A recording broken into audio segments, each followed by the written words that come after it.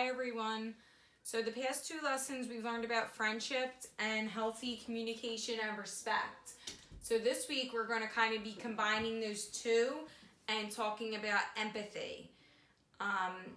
Empathy is when you can take other people's feelings into consideration and you care about them. You have a caring for them.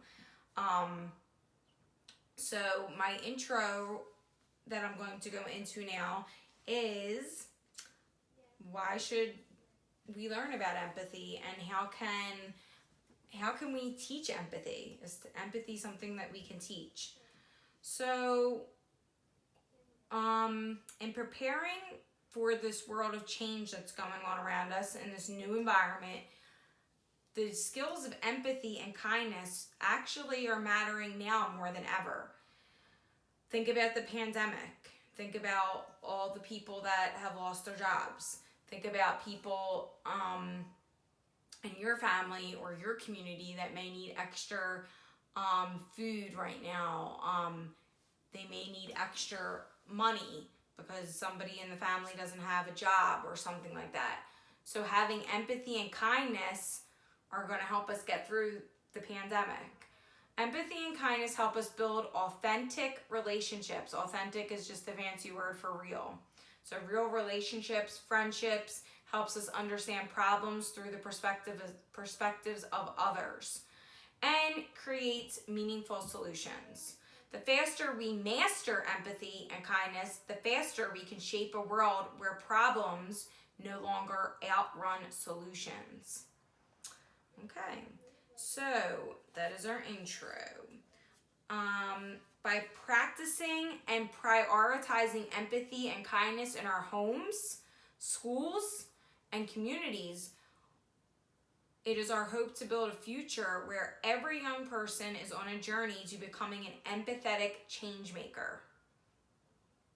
Think about that. Do you think you're an empathetic change maker? So we're going to go back to the definition of empathy.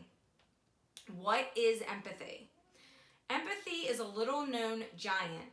Empathy is actually hardwired in our brains, and when harnessed, plays a crucial role in innovation, which means you come up with new ideas, change making, and we all know that things change throughout our lives, and solving systematic problems. The textbook definition of empathy is the ability to understand what someone is feeling. But when put into practice, it actually means so much more. It means being able to grasp the many sides of today's complex problems and the capacity to collaborate, which is a fancy word for work together, with others to solve problems. It means being as good at listening to the ideas of others as articulating your own ideas. It means being able to lead a team one day and participate as a team member the next day. Cognitive empathy expands our social imagination beyond our own direct experience. It is what gives us the will and the tools to be effective change makers one day. Empathy in action is foundational in our ability to resolve conflict and make decisions with no precedents and drive positive change. So, why is it important? We hear a lot about grit, determination, and perseverance. All those words are things that mean you don't give up easily, right? You just keep fighting through. But those are all about me, the individual. Empathy means looking up from your desk, looking around at others, and taking ownership for the community that you're in. Whether it's a classroom community, a neighborhood, a country, a planet. Our conviction is that in a world defined by connectivity and change, empathy is a key currency.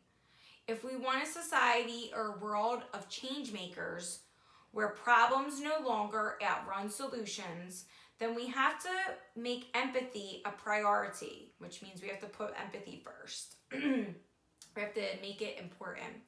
Because change making is empathy in action, meaning if you don't have feelings for people and you don't care enough for them, you're not going to change things. You're not going to be a change maker.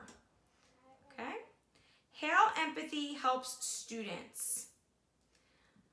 Empathy gives you stronger communication skills. It gives you a lower likelihood of bullying behavior. It gives you more positive relationships. It proves less aggressive behaviors and emotional disorders. It gives you a stronger and more positive classroom community. And it gives you higher engagement and academic achievement in school. So all those positive things that empathy brings together.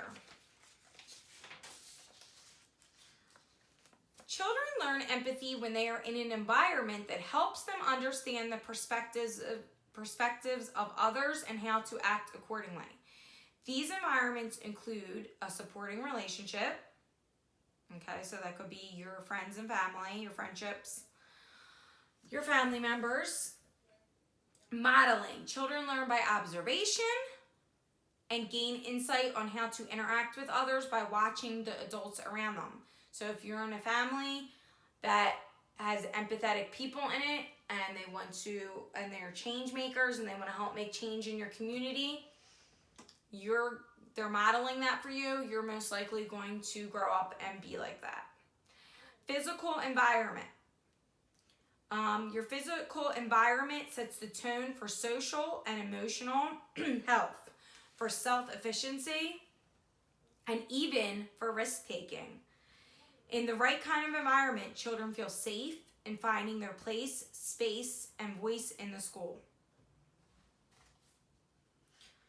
Down at the bottom of my chart, it shows the steps going up for social emotional health. Down at the bottom, it says safe relationships.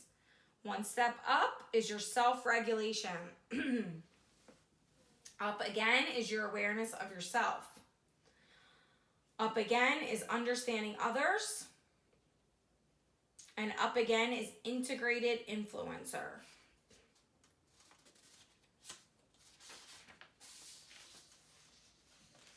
Building empathy through class culture. Routines and procedures help students understand your class expectations. So think back to when we were in our classes, okay, in school, and how having those expectations with your teachers. So think about when you were in your classes and how those expectations and those routines helped you know how to act towards other kids. Think about back to the first day of school when you usually come up with class rules together with your teacher. Most teachers do that because they want you to have that sense of class community. They just don't want to say, these are the rules in the classroom. They say, what do you think the rules should be? And then you take turns, you participate, you come up with a general set of rules that you think are good for a classroom. And then that helps you set that expectation of how you're supposed to treat others. So usually a rule is you would not speak when another person is speaking. And that's just general respect, okay? Remember we talked about healthy communication and respect for each other. So you need to have that respect for your classmates as well. What are they supposed to do when they start losing control of their emotions? What are you supposed to do when you start feeling not in control of your emotions in school? Okay? Or at home. What are you supposed to do when a conflict comes up? Conflict is a problem.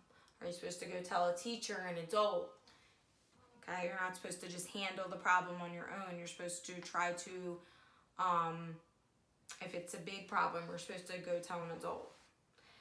Schools can create a foundation for students to act with empathy and kindness when they have the following types of routines and procedures set in place.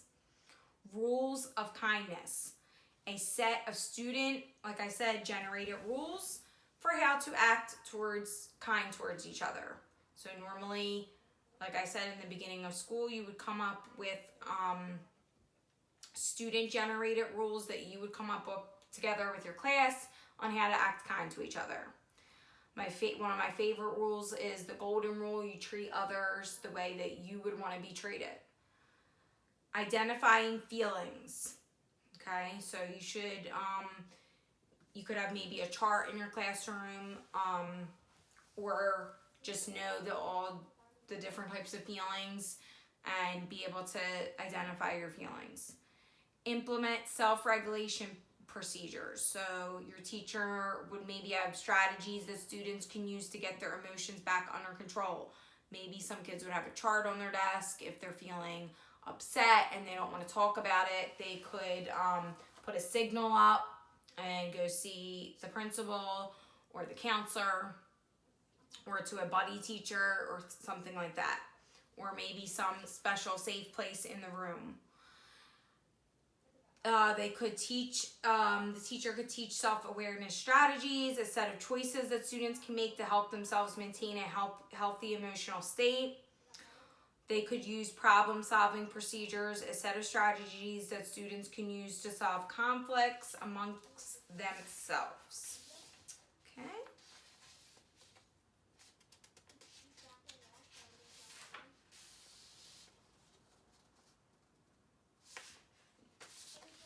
Okay, so I will reiterate, which just means repeat.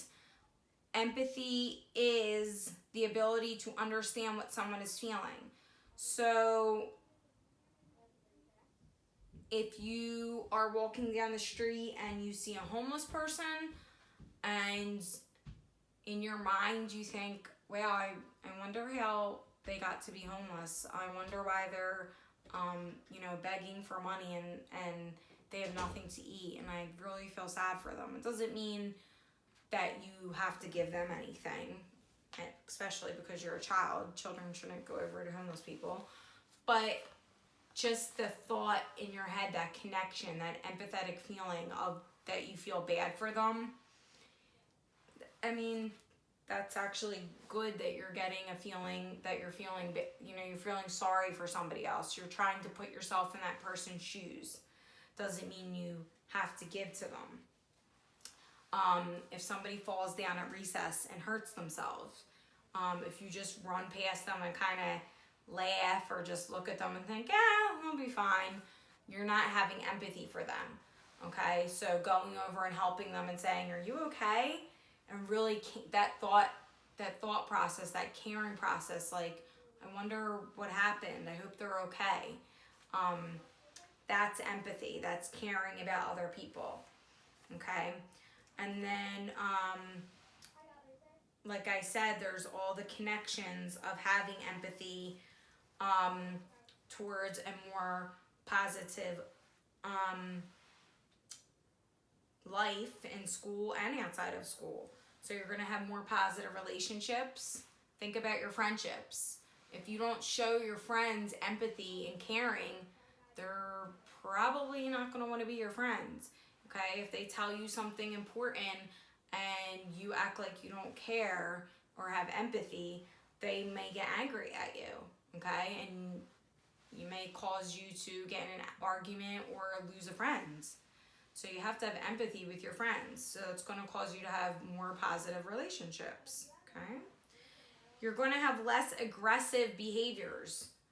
If you are having empathy for someone, you're usually not jealous of them. You're understanding what's going on. Okay? So you're not going to be as mad. You're not going to get that aggressive behavior. You're going to be less likely to have a bullying behavior. You wouldn't bully if you have empathy, okay? You would never bully or tease anybody because you would care and have feelings and think, I feel really bad. Like if there was a new kid, you would say, and they walked in the lunchroom and they were sitting at the table all by themselves and nobody invited them over. Instead of laughing at them and saying, look at that new kid, they have no friends, you would say, I feel really bad for that kid, one time I was new at school, I kind of remember that feeling, and I think I should invite them over to my table. So you're gonna, like I said, not want to bully. You're actually gonna want to be more friendly with people. You're gonna have stronger communication feelings because you have that feeling in your brain of caring and wanting to find out if that person's okay. That's gonna cause you to strike up a conversation most likely and see if that person's okay, which is going to cause a stronger communication, a healthy communication like we talked about in the last lesson. You're going to have a stronger, more positive classroom community. If everybody in your classroom showed empathy towards each other, you would have the best school year ever because everybody would just be nice and caring to each other. But we know that that's not always reality. Okay, things happen and people get in bad moods, and sometimes people can't think about other people. Okay, they don't have that capacity. All right, so I think we got through the lesson on how empathy really ties into our classroom community and our everyday community in our lives, and how it's a very positive thing. And I think you're ready to go back into your Google Classroom and complete the assignment. Remember, my assignment counts for social studies, and do your best. Hope you're all safe.